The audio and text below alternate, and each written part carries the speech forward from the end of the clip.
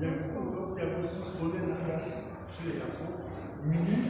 Donc, à un moment donné, lorsque l'entreprise investit dans le sport, il y a déjà, sur le plan financier, le nombre d'entreprises qui est grandi, et aussi, quelque part, il y a, je dirais, le sport comme loisir qui va attirer ceux qui ne pratiquent pas, seront attirés comme supporters.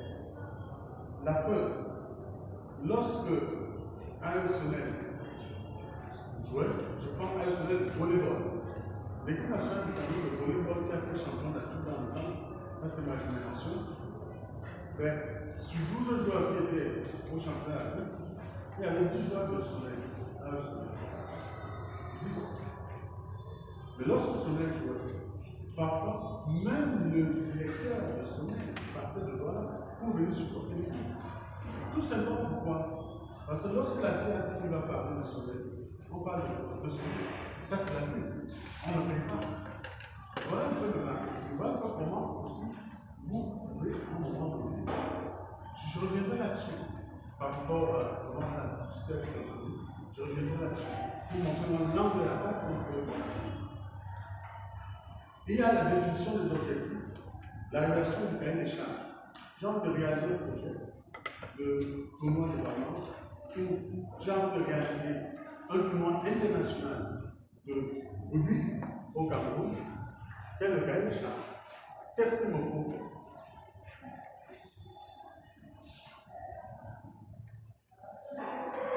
C'est bon? Qu'est-ce qu'il me faut par rapport à mon cahier des charges? Tiens, il me faut des terrains. Je connais les choses, il me faut des terrains, des stades. Et s'il me faut des stades, je négocie avec lui, avec l'ONIES. En allant négocier avec l'ONIES, je peux faire une proposition à l'ONIES. Monsieur Bella Joseph Antoine, est-ce que vous ne pouvez pas accepter de nous accompagner dans ce projet, sachant que c'est le nom de l'ONIES qui va être mis en avant pour avoir une expression des stades. Quitte à ce que nous payons peut-être les frais d'entretien qui s'élèvent peut-être à 20 ou 25% des frais réels. Vous comprenez? Ça c'est négocié. En outre, comme le tien, pour le tournoi, il nous faut des chambres d'hôtel. Parce que les équipes viennent un peu de. C'est la zone de CEMAC, Centrafrique, Congo, Brazza, Tchad, Guinée équatoriale. Je vais négocier avec Hôtel Franco. J'ai un tournoi sur 3 jours. Je voulais 3 000 dans votre hôtel. La nuit, c'est 40 000 francs. Mais est-ce qu'il ne faut pas nous faire une fleur, sachant que nous allons vous afficher sur l'ensemble des documents du tournoi comme un sponsor? Vous comprenez? À un moment donné, moi, si j'ai eu une journée sur les petites conférences internationales en France, à un moment donné, je peux négocier et dire, tiens, moi j'ai besoin de 40 chambres. Et là, je peux négocier la mise, ok, moi sur les 40, vous payez moins, et puis je vous mets la chambre de chambre. On est gagnant. Vous comprenez? Ça, c'est le cahier des charges. Notre cahier des charges, j'organise mon tournoi international de rugby. Est-ce que la Fédération camerounaise de rugby est au courant? Ok? Je mets la Fédération membre. Est-ce que le ministère des Sports et de l'Éducation physique est au courant? On va juste les informer parce que, comme nous savons, on dit qu'il n'y a pas d'argent. On le sait. Mais au moins, on informe. Et à côté de ça, je le sais, mais dans tout ça, on va manger. Ok, qu'est-ce que je fais? Je vois mon ami Ngoulou au cercle municipal. J'ai un Ngoulou, bon, voilà, j'ai 60 personnes qui arrivent et tout. Et je lui dis, bon, que tu nous accompagnes dans cette réunion, on souhaiterait manger chez toi. Il m'a dit, ok, comme moi-même je suis trésorier de la Fédération camerounaise d'escrime, je sais ce que c'est, je vois les difficultés qu'ont les clubs sportifs, etc. Et bien, chez moi, le plat, c'est 5 000 francs. Mais parce que c'est vous, je vous donnerai le plat à 2600. Et quand vous dites toujours, avant que vous dise, que ce soit l'hôtel, etc., c'est, s'il vous plaît, nous souhaitons mettre notre niveau sur notre type de communication. Après, tout cahier des charges, c'est un tournoi, il faut de l'eau. Je dis, il y a une soirée où il faudrait de la bière, etc. La cellule du Cameroun. Est-ce que vous acceptez? Ils viendront avec leur banderole, la cellule du Cameroun. Si on a invité la télé, n'importe comment, en faisant des images, ça va passer quand même à la télé. Et c'est comme ça que voilà ce que les Brésiliens font. Il y a la réalisation et le suivi du projet. Ça, c'est notre étape. Et enfin, l'évaluation du projet. Bon, on va commencer par la première étape.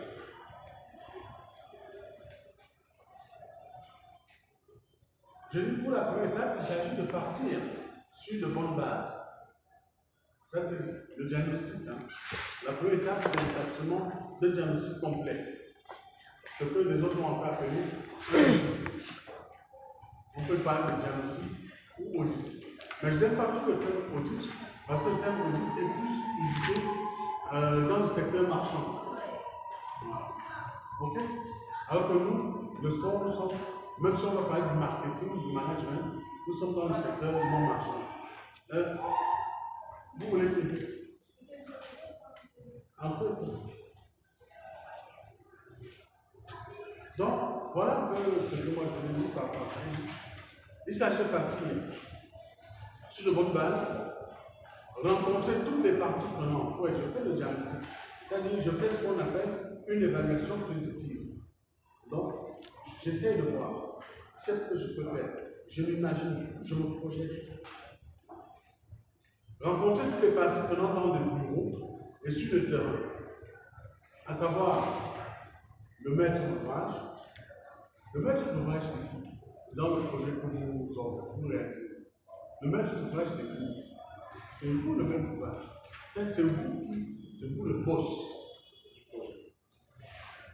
Et à côté de vous, si on parle du tournoi, si on reste sur notre exemple aujourd'hui, à côté de vous, il y a la fédération.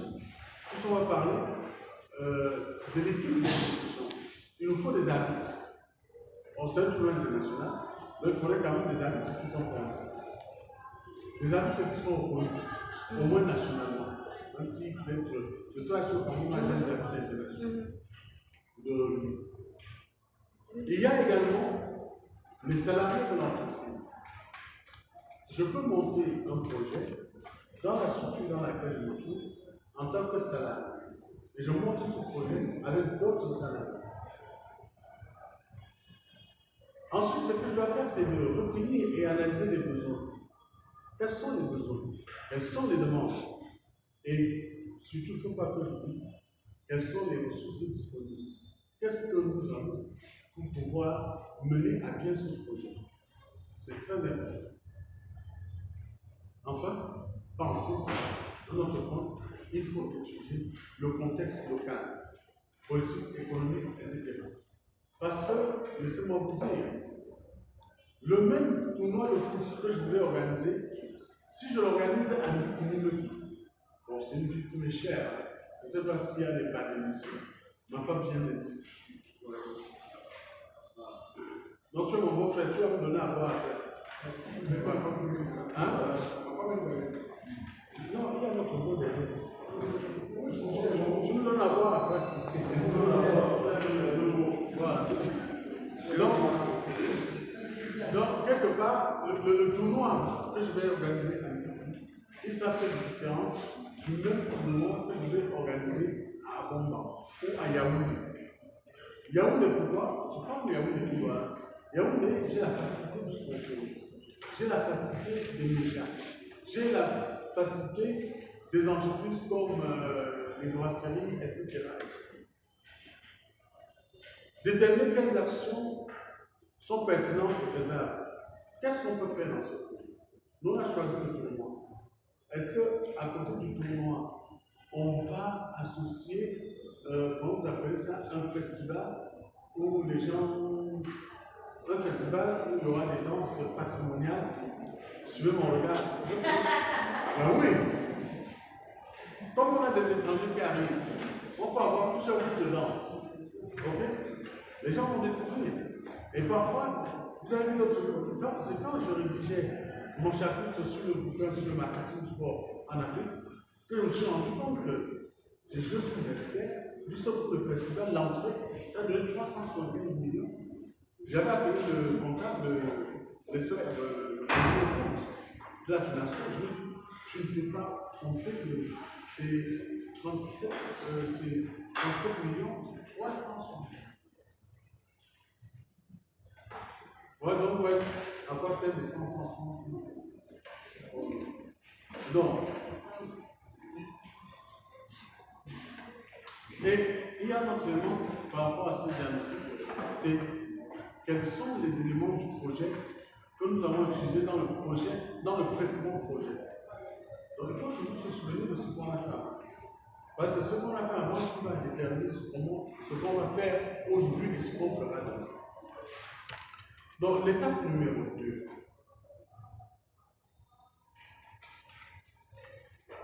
Identifier la gouvernance du projet. C'est simple. C'est dans cette étape où sont vraiment identifiés et attribués les rôles et les responsabilités de chaque membre de l'équipe projet transversal au sein de notre groupe. Et notamment au comité de pilotage. Tout à l'heure, je vous ai dit que vous voulez organiser votre tournoi de rugby pour votre championnat de vacances. Oui, vous êtes intelligent, vous avez fait l'école des métiers du sport, mais vraiment de grâce, organisez quelque chose que vous allez associer du monde et associer les gens à qui vous faites confiance. Voilà. Une bonne équipe qui sait où elle va augmente les chances du succès du projet. Donc, si dans l'équipe on parle du même poids, il y a beaucoup de chances que notre projet aboutisse avec des résultats très positifs. Je vous enverrai le document parce que j'ai fait un petit truc là pour. J'aime bien illustrer avec les. Voilà, pas de projecteur. Et là, j'ai utilisé une formule de Goffman pour ceux qui sur les interactions sociales. Ça me montrait un peu comment les gens vivent et échangent entre eux. Et là, j'ai sur place une équipe de pilotage stratégique et une équipe de pilotage opérationnel.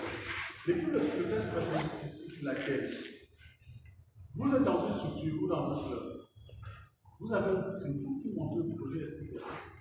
Même si vous avez des idées stratégiques, mais c'est quand même le président qui décide.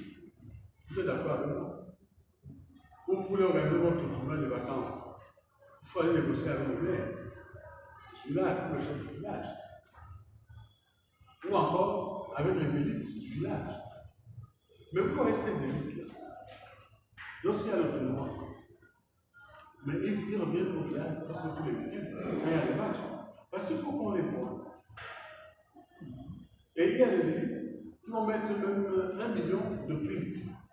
Parce que c'est aussi une façon pour eux de faire la campagne. Vous comprenez? Donc ça, c'est l'aspect politique. Or, c'est eux qui vont rentrer dans ce qu'on appelle le pilotage stratégique du tournoi. Parce que lorsque vous allez voir, vous dites, monsieur le maire, vraiment, le tournoi, on aurait fait quelque chose de bien, mais on se rend compte qu'il nous faut encore 400 000 francs. Mais le maire va dire, il faut 400 000 pour que ce soit comme l'an dernier. Non, pour que ce soit mieux que l'an dernier. Vous savez pourquoi? Non. Parce que nous avons fait venir pour les finales, peut-être un joueur comme Aboubakar, qui sera présent, etc. Le maire apprend qu'Aboubakar sera là, qu'est-ce qu'il fait? Il va jouer les 400 000. Il doit poser sur la table. Donc, et je dis ceci, ce comité de ce pilotage stratégique, nous avons, c'est une instance décisionnelle. Elle décide, initie et arbitre. Alors que dans le pilotage opérationnel, nous avons le groupe projet, c'est-à-dire vous qui montez le projet, et nous avons le groupe opérationnel. Le groupe opérationnel sont ceux qui mettent en œuvre le projet. Et si on prend l'exemple, que ce soit du tournoi de rugby ou du tournoi de foot des vacances, on va se rendre compte que le groupe opérationnel, dans le groupe opérationnel, on va retrouver des amis, les délégués de match, etc. Et dans le groupe projet, on va vous retrouver le groupe projet avec les différentes commissions qui ont été organisées pour venir à le projet. Et au-dessus, il y a donc un comité décisionnaire qui va s'appuyer sur le pilotage stratégique pour initier, décider et arbitrer. Ça va comme ça? Parce que s'il y a quelque chose qui ne va pas, vous savez le point que lorsque le président arrive, il dit, bon, monsieur Moucha, votre projet là, c'est bien bon, mais on arrête. Vous faites comment? Vous arrêtez? Vous n'arrêtez pas? Vous faites comment? Dites-moi. Vous essayez de convaincre. Ben oui, je suis d'accord. Mais si vous n'arrivez pas, essayez toujours. Hein? Vous trouvez sans chercher, il faut avoir longtemps cherché sans trouver. Voilà. Donc, on va aller à l'étape numéro 3. C'est la définition des objectifs et la version de cahier de charges. Les objectifs d'un projet sont déterminés par les responsables de l'entreprise et l'équipe du projet. C'est-à-dire que les objectifs sont fixés. Mais j'avance, qu'est-ce qui se passe? C'est que vous qui êtes responsable du projet, vous définissez les objectifs que vous proposez à votre hiérarchie qui va sûrement, dans la plupart des cas, valider. Vous comprenez? Mais il y a quand même cette notion de la hiérarchie qui est importante.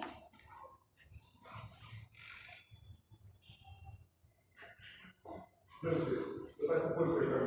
Pardon? C'est pas ce que je monsieur, je n'ai pas bien suivi. Je disais ceci. Les objectifs d'un projet sont déterminés par les responsables de l'entreprise ou de l'association et l'équipe de projet. Par contre, ça c'est ce qu'on dit dans les livres. Mais par expérience, je dis, c'est vous, l'équipe de projet, qui rédigez, qui montez le projet. Vous soumettez le projet à la hiérarchie. Ça peut être votre président de club, ça peut être votre directeur de structure, etc. Et lui, parce qu'il vous fait confiance, il va valider ce que vous avez fait. Ou alors, il peut proposer des ajustements. Ok? C'est bon? Voilà. Et ce qu'il faudrait qu'on sache aussi, c'est que parfois, dans un projet, il y a des projets où on procède par étapes. Je prends un exemple simple. Je sors du sport. La route, l'autoroute Yaoundé-Douala. Le projet, c'est lequel? C'est la réalisation de l'autoroute Yaoundé-Douala. Mais aujourd'hui, où en sommes-nous? À une première étape, Yaoundé-Bouniébel. Ok? Après, nous prendrons Bouniébel-Edea. Après, ça s'appelle Edea-Douala. Ok? Donc, lorsque vous vous projetez, lorsque vous réalisez un projet, vous pouvez également utiliser ce qu'on appelle un plan quinquennal. C'est-à-dire, moi j'ai envie de réaliser un projet sur 5 ans. Voilà, je décide de réaliser un projet sur 5 ans, mais la première année, qu'est-ce que je fais? La deuxième année, qu'est-ce que je fais? La troisième année, qu'est-ce que je fais? Mais surtout, et surtout, s'il vous plaît, il ne faudrait pas qu'il y ait une interdépendance entre ces différents projets, ces différentes étapes ou phases du projet. Ça doit être vraiment une forme d'interpénétration du projet. C'est-à-dire que le projet 1 vraiment rejoint le 2 rejoint le 3, etc. Et c'est l'ensemble de 1 plus 2 plus 3 plus 4 plus 5 qui va donner le projet global. Et c'est pour cela que, ici, on va parler de cahier des charges. Le cahier des charges, c'est qu'est-ce que je fais?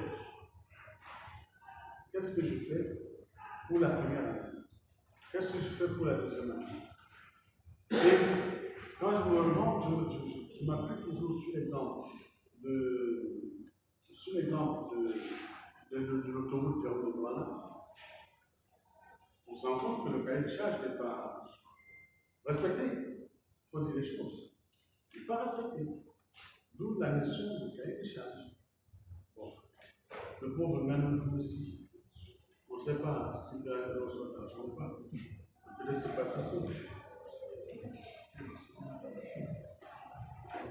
Après, nous avons l'ordonnancement du projet.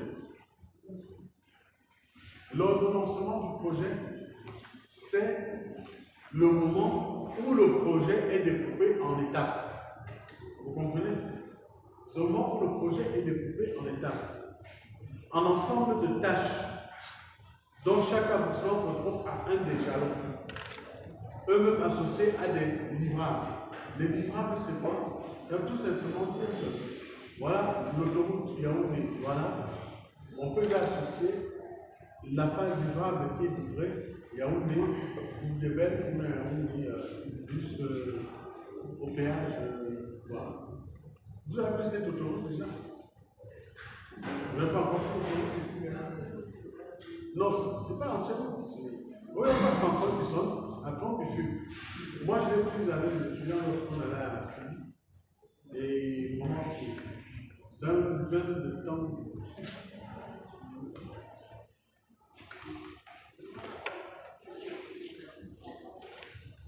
Et lorsque je parle d'orientation de projet, je parle de découpage en étapes.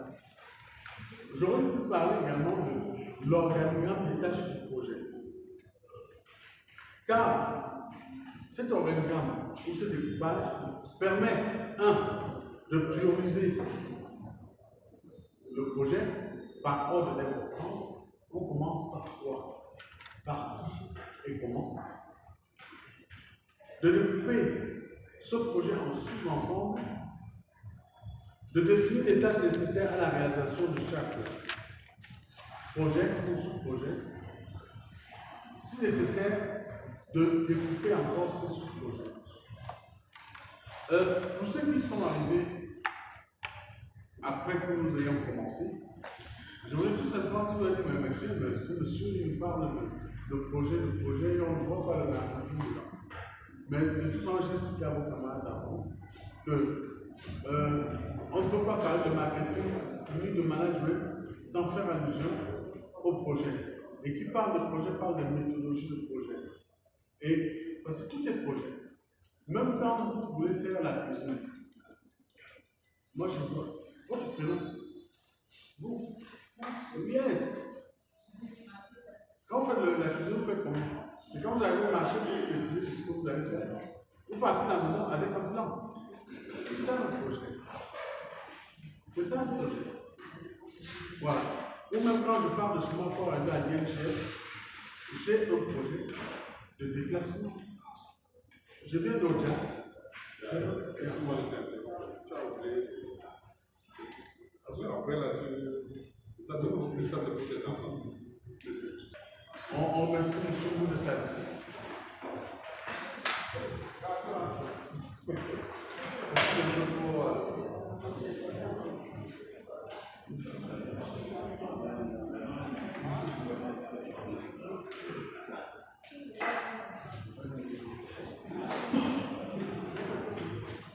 Donc, je disais ceci, vraiment cette méthode de découpage facilite le projet. Et il faut penser vraiment, moi j'ai toujours, on pense au projet global, mais en pensant au projet global, pensez aussi à séquencer le projet. Parce qu'en le séquençant, cela vous facilite la tâche. La planification, la gestion des ressources et la gestion des risques.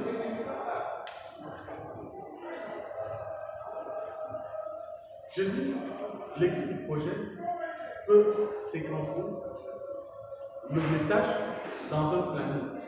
J'ai un planning. Je dis qu'elle va marcher, elle a son planning. Elle sait ce qu'elle va acheter. Elle sait ce qu'elle a cuisiné. Voilà. Donc, je planifie. Et c'est ce qu'on vous demande aussi dans un projet. Nous, dans un projet sportif, nous organisons un tournoi de rugby, nous organisons un tournoi de championnat de vacances. Mais il faut une programmation.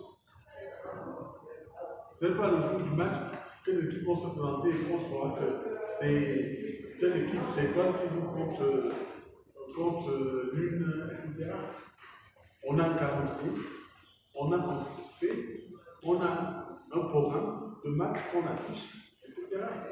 On sait que la première journée, il y a tel nombre d'équipes qui peuvent jouer. La deuxième journée, tel nombre. On sait que le championnat va aller de telle période à telle période. Après le championnat, c'est les éliminatoires de la coupe. Et pour la coupe, ce sera de telle période à telle période. Si on se loupe, on le trouve.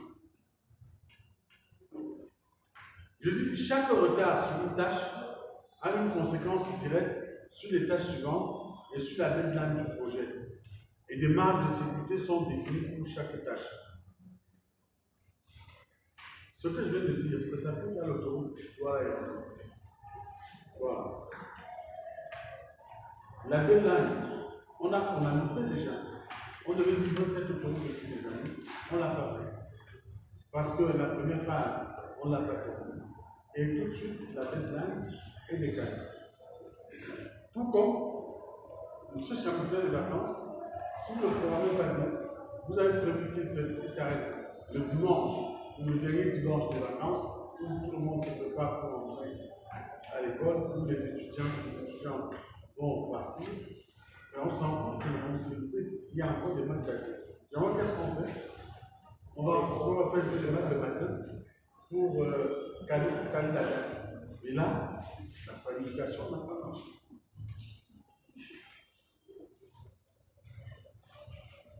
Donc, l'étape numéro 6, on va déjà faire là. C'est la réalisation et le suivi du projet. Le comité de pilotage recherche et déploie des solutions pour atteindre les objectifs précis. L'outil de gestion évoqué juste au-dessus, on fait partie. C'est par rapport au schéma que je vous ai montré tout à l'heure. Il faut anticiper les retards ou les manques de ressources potentielles. Il faut contrôler, vous, les responsables du projet, il faudrait contrôler l'avancée des activités, le respect du planning, les dépenses, les résultats au regard du plan du projet initial. Et sinon, de temps en temps, on peut s'arrêter, faire une évaluation qu'on va appeler formative, une évaluation d'étape, pour voir ce qu'il y a à réajuster. Ce n'est pas parce qu'on a dit, ben, tiens, le projet il va jusqu'au 30 août, qu'on va attendre le 30 août. Il a démarré le 1er août, mais le 15 août, on peut s'arrêter, le comité, et dire, ben, tiens, où en sommes-nous? Faire un bilan d'étape. À partir du bilan d'étape, on verra s'il y a quelque chose à retoucher. S'il y a des choses à retoucher, ou alors on continue sur la lance. Septième étape, c'est la clôture et l'évaluation des résultats. Ça, c'est un truc qui m'a toujours choqué ici dans notre cher et beau pays, que j'aime tant, le Cameroun. C'est qu'il y a des projets, je me pose toujours la question de savoir si on évalue ces projets. Et mes chers amis, on n'évalue pas un projet seulement quand il a échoué. On évalue un projet même lorsqu'il a réussi. Et vraiment, mettez tout ça un peu dans un côté de votre calcul. J'ai un projet que je réalise dans ma structure.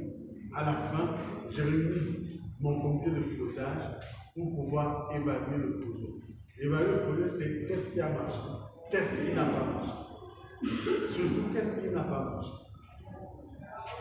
Ok? Et c'est le temps du bilan pour tirer les leçons de ce qui a fonctionné, des points faibles et de leurs causes. Une réunion de type peut être organisée avec des parties prenantes, l'équipe du projet, les organisateurs finaux, c'est-à-dire la fédération de rugby, etc.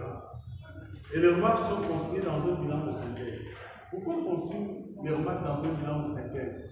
Tout simplement parce que c'est ce bilan de synthèse qui va nous aider à construire le prochain projet. Est-ce qu'il y a des questions par rapport à cette méthodologie de projet? Mais comme j'ai dit, et le PowerPoint de la conférence et celui-ci seront transférés à votre directeur et je lui ai demandé que vous mettez, ce n'est pas vous qui gagne, c'est pour que vous forward, c'est pour que vous transmettez cela.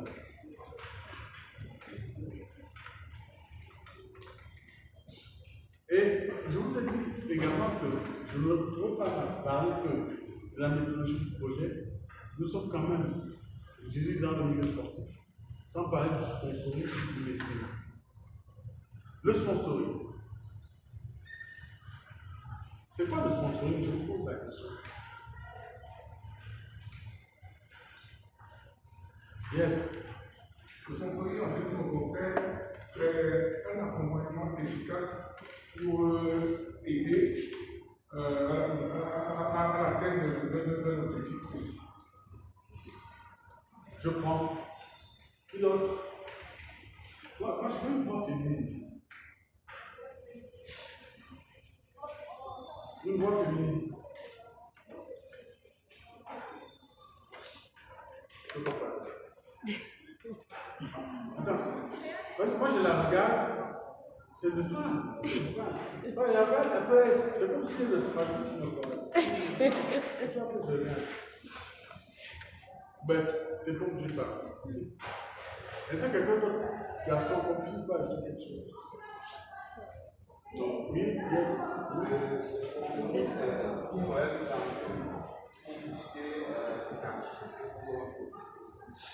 Très bien. Très bien. Donc, moi, je dis ceci. Le sponsoring, pour nous autres, mes chers amis, consiste à associer une entreprise à un événement sportif. On est dans le sport. Dans le but d'obtenir une visibilité et des retombées médiatiques.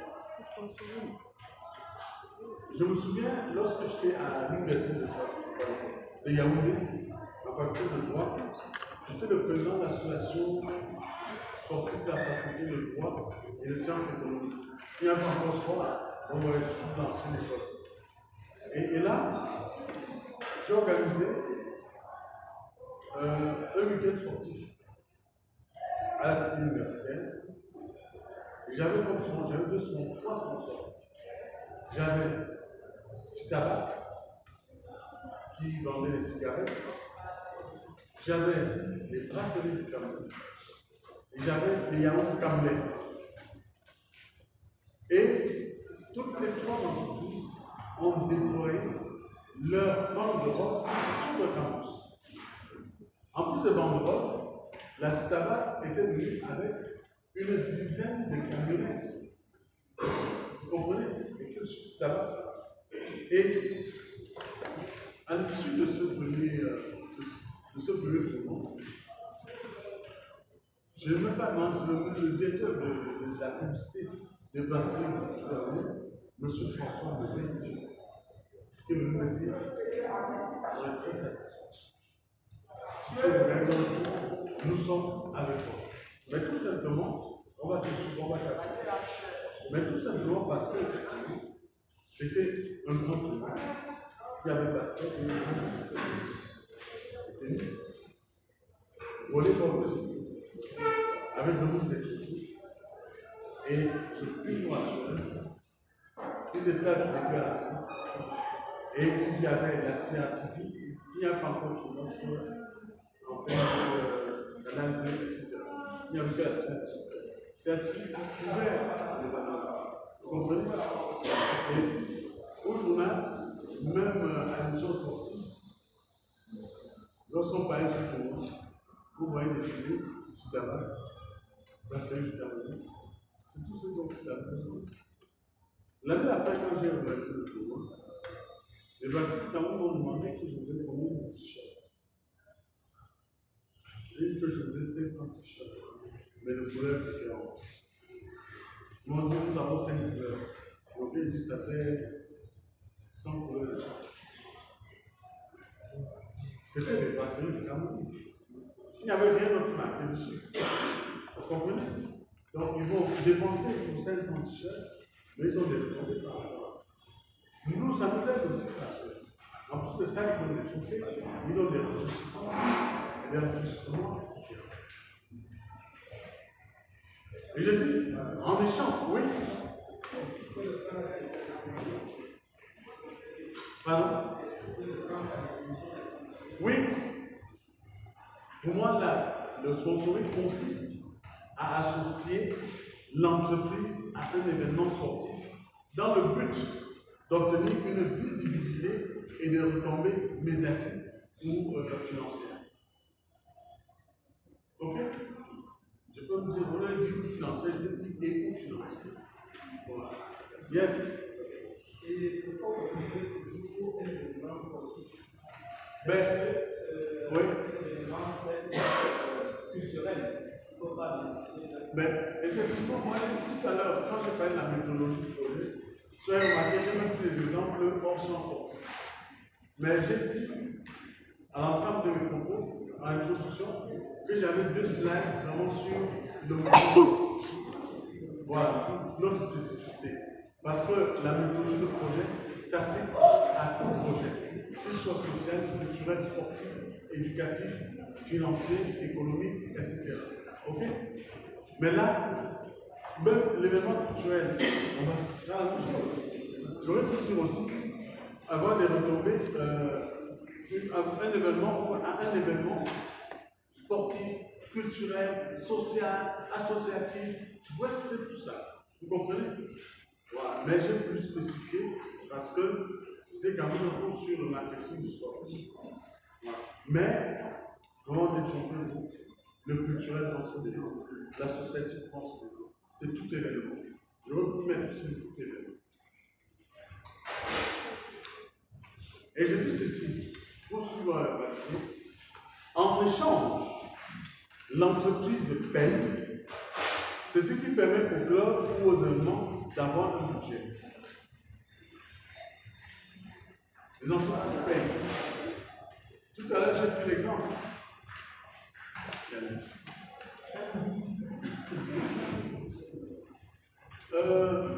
Tout à l'heure, j'ai pris l'exemple sur les brasseries du Cameroun, du Stade.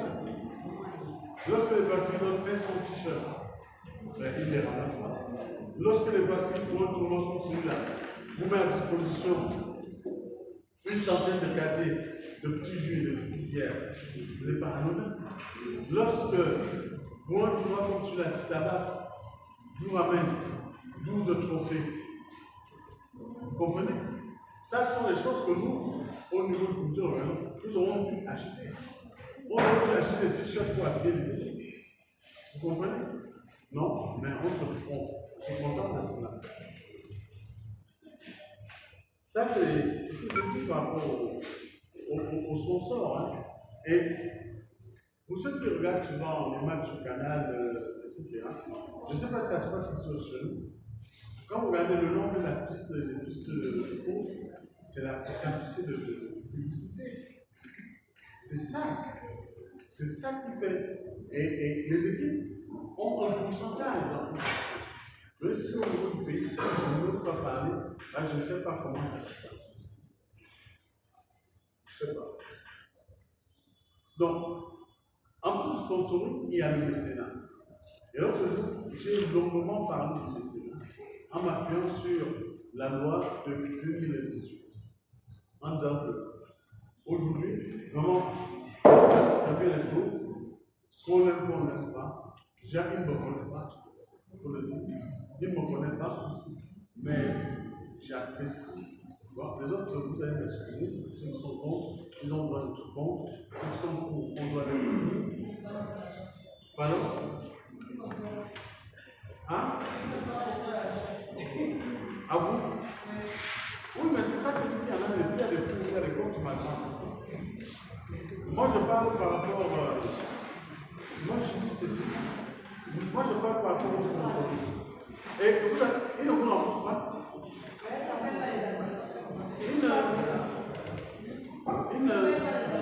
À vous habite.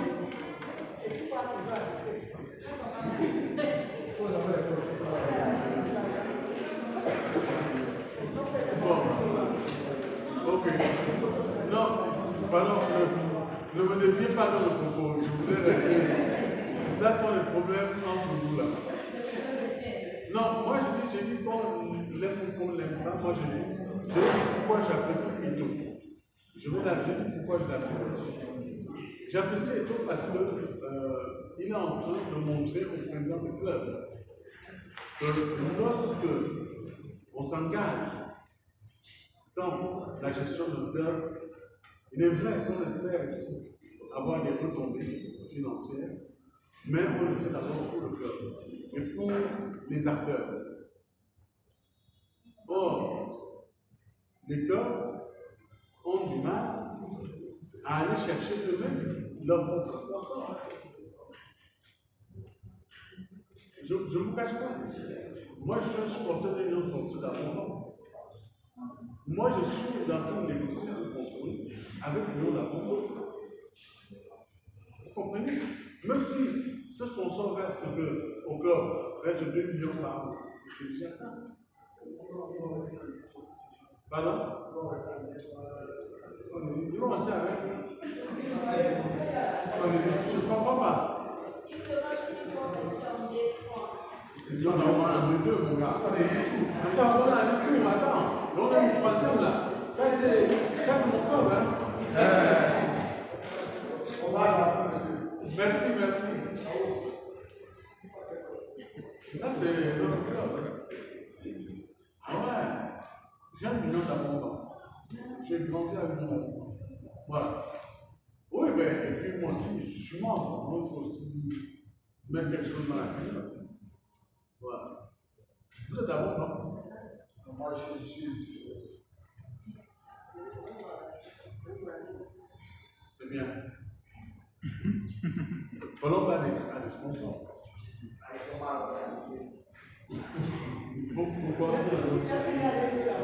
Pourquoi? Pourquoi?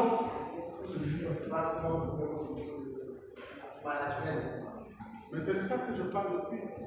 Je dis le problème, c'est ça que je suis étonné aussi, en disant que on l'aime pas, il est en train de rendre le service à ce football.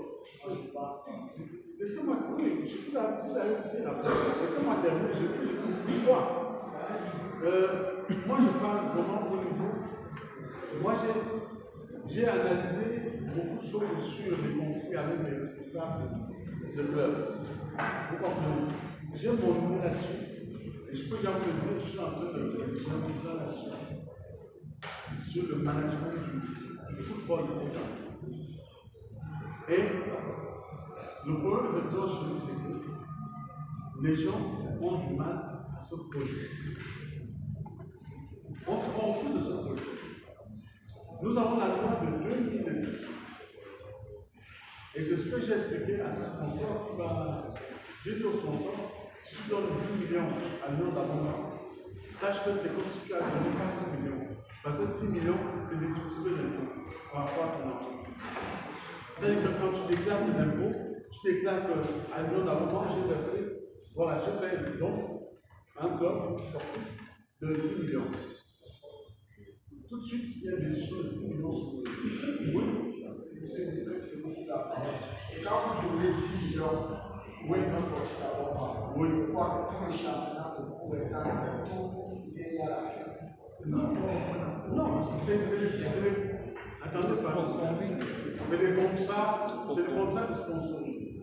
C'est-à-dire, moi, je peux venir aujourd'hui, je veux être sponsor de l'Union d'abondance, mais je signe un contrat pour 1 an.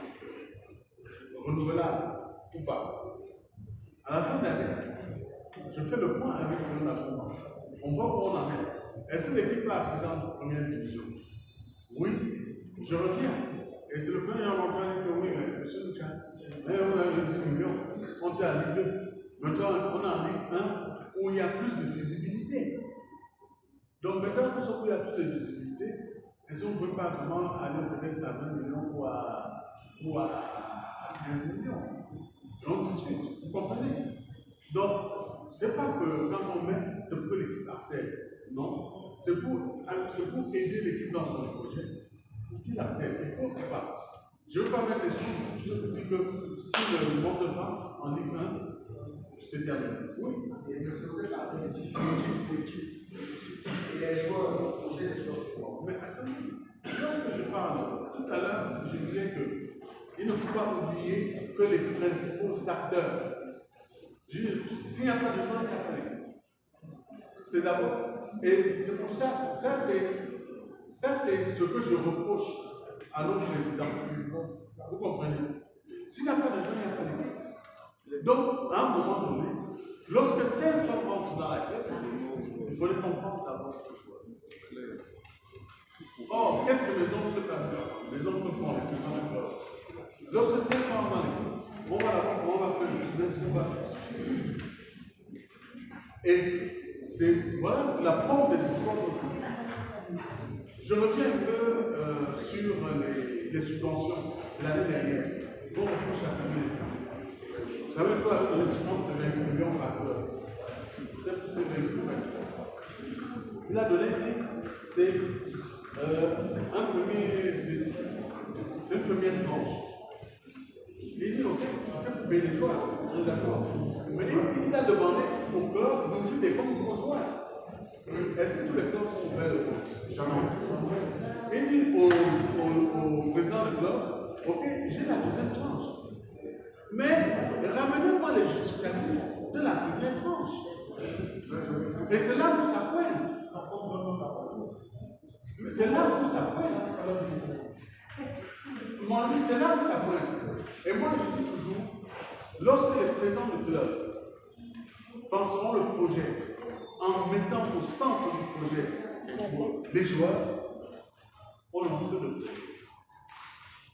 Vous savez, pour moi, le plan de club, outre le fait qu'il faille gagner le championnat, c'est, tiens, ce mois-ci, je fais comment payer les joueurs. La question que vous avez se pose. Ce mois-ci, je fais ce trimestre, je fais comment pour payer mes cotisations à la CNRS. Oui, Monsieur le président. Monsieur, oui, j'avais une question. On fait comment les dirigeants des clubs amateurs pour monter un projet de sponsoring ou alors une demande de sponsoring? Je ne parle pas. Oui, je vous réponds. Oui. C'est là, je veux vous parler d'un autre cours, mais je pourrais même, étant là-bas, vous envoyer un cours sur ce qu'on appelle réseau et partenariat. Vous comprenez?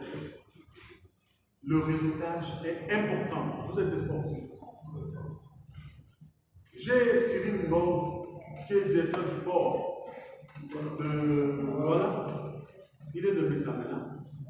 Je suis président de l'Union. Je prends mes petites métals, je vais à Douala, je demande de le rencontrer. Je dis, ben, Cyril, il faut que tu fasses quelque chose pour le club. Ou, laissons Union d'Avant, l'équipe de Messamena qui est amatrice. C'est une équipe qui est amatrice. Ok? Le président du club, il attend quand il va venir pour les règlements de base de RDPC. Mais il le choque. Il dit, ben, directeur, on est en train de vouloir relancer l'équipe du village, mais on n'a pas de moyens. On compte sur vous. Je ne vous cache pas, Sylvain, il a ce pouvoir de dire, ok, je sponsorise l'équipe de Restaurant, qui est l'équipe qui ne veut pas l'équipe professionnelle. Donc, moi je crois que le réseau, c'est d'abord au sein de l'équipe et des commerçants du village. Et ces commerçants du village, moi j'ai grandi à Rome. Je me souviens, nos parents, dans le temps, étaient des fervents supporters de l'Union d'Avant. Lorsque ça n'allait pas, on passait dans les boutiques faire la quête. Et ils donnaient. On n'est pas là pour regarder qui a donné combien, etc. Ils donnent. Ça, c'est le réseau. Maintenant, l'Union d'Avant en D2, voilà, il y a les élites. On essaie de faire bouger. Normalement, ce ne sont même pas les élites.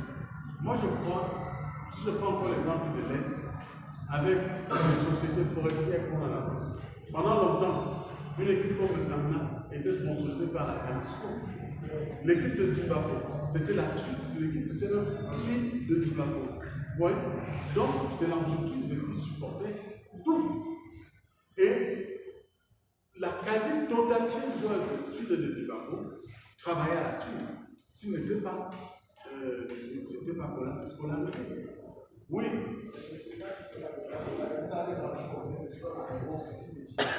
Pardon?